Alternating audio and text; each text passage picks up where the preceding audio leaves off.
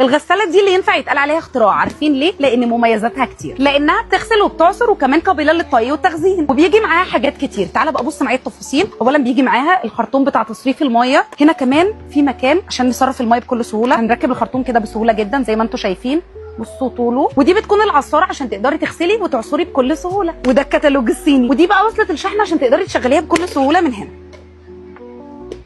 بصوا التفاصيل بتاعتها، وكمان العصاره بتاعتها سهله التركيب. بصوا بقى التفاصيل، هنا هتغسلي وكمان تقدري تحطي العصاره بعد عمليه الغسيل عشان تعصري بكل سهوله. كده العصاره ركبت. بصوا التفاصيل بتاعتها، كمان هنا مزوده بيد عشان تقدري تتحركي بيها في كل مكان. الميزه الاهم انها قابله للطي زي ما انتم شايفين عشان تقدري تخزنيها في اي مكان، وكمان تقدري تاخديها معاكي في سفريه او خروجه او اي حته.